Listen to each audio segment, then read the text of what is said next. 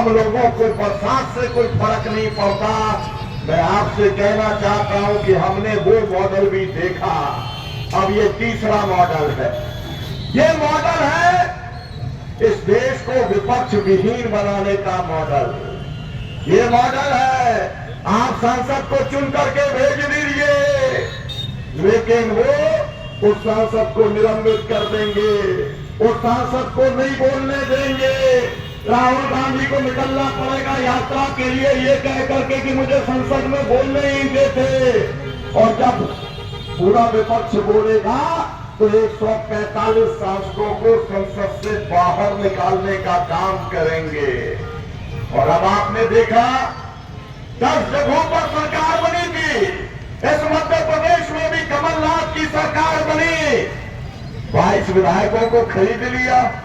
बड़े राजे महाराजे भी, पुष्पराज जी के इलाके के राजे महाराजे भी खरीदे गए। मुंबई वालों की तो बात समझ में आ गई, 50-50 करोड़ में बिका एक एक विधायक वहां का। मतलब 10 राज्यों में विपक्ष की सरकारें बनी, लेकिन भारतीय जनता पार्टी ने विधायकों को खरीद के, डरा के, धमका के, सीबीआई भेज करके, इनकम टैक्स की रेड करा करके, ईडी से दबाव डलवा करके, और उन्होंने अपनी सरकार बनाने का काम किया। और अब ये मॉडल है चौथा मॉडल, जिसमें खजुराहो देखा, फिर सूरत देखा, और फिर आपने इंदौर देखा। मैं कहना चाहता हूं राजनीतिक दलों से और इंदौर के मतदाताओं से, इस मॉडल को गंभीरता से समझ लेना। इसी को तानाशाही कहते हैं, यही पुतिन चला रहा है। विपक्ष को जिंदा नहीं छोड़ना है, विपक्ष को खत्म कर देना है। कहने के लिए चुनाव होगा, लेकिन उसके अंदर विपक्ष नहीं ला पाएगा। ये हम लोग कई बार सरपंची के चुनाव में देखते हैं, कई बार हम ये मंडी के चुनाव में देखते हैं, कई बार हम लोग सोसाइटी के चुनाव में देखते हैं कि जो विपक्ष के जो उम्मीदवार होते हैं उनका फॉर्म रद्द कराने का काम कर दिया जाता है। इस तरीके का जो मॉडल है उसको आप रिजेक्ट करने का काम करिए। मैं आपसे निवेदन करना चाहता हूं, जब आप वोट देने के लिए जाए इंदौर के नागरिकों, तो आपके सामने लखीमपुर का वो दृश्य होना चाहिए जब अजय मिश्रा कहनी गृह राज्य मंत्री के लौटे में किसानों को अपनी धार जीप से कुचलने का काम किया था। 4 किसानों को और एक पत्रकार को कुचल दिया था, और उसको फिर से टिकट दे दिया। कहनी के अलावा कोई दूसरा व्यक्ति नहीं है भारतीय जनता पार्टी के पास में एक हत्यारे के बाप को टिकट देना, एक किसानों के कुचलने वाले षड्यंत्रकारी के को टिकट देने का काम करना। इससे बड़ा कोई दूसरा अपराध नरेंद्र मोदी तुम नहीं कर सकते, भारतीय जनता पार्टी के लोग तुम नहीं कर सकते। लेकिन इसकी सजा कौन देगा? इसकी सजा तो मतदाताओं को देनी होगी। मैं आपसे कहना चाहता हूं, आप जब वोट डालने जाए तो आप कांग्रेस शुभकरण सिंह पंजाब के अंदर खनौरी बॉर्डर पे, शंभू बॉर्डर पे जो आंदोलन चल रहा है वहां पर आंदोलन कर रहा था। हरियाणा की पुलिस घुसी और पंजाब के उस नौजवान के सिर पर गोली आर पार करने का काम किया। मैं आपसे कहना चाहता हूं, दूर की बात नहीं कर रहा, आपके मंदसौर के अंदर 6 किसानों की हत्या करने का काम शिवराज सिंह की सरकार ने किया था।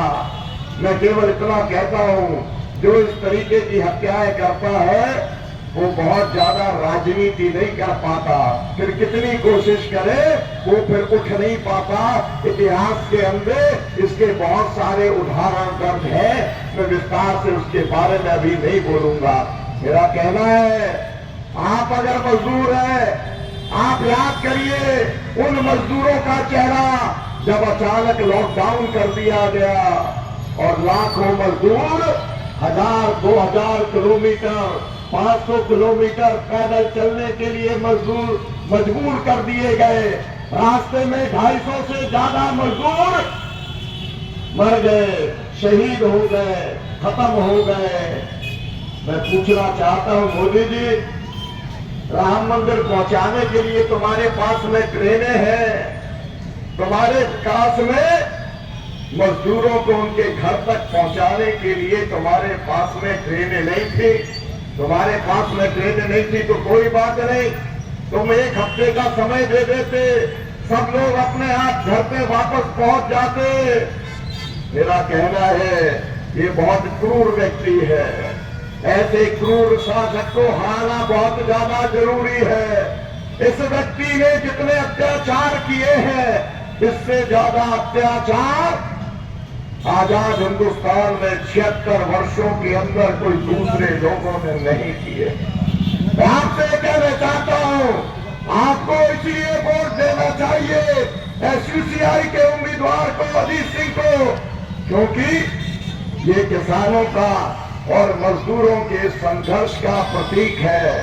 ये उनके लिए लड़ने वाला साथी है, ये बेरोजगार नौजवानों के लिए लड़ने वाला साथी है।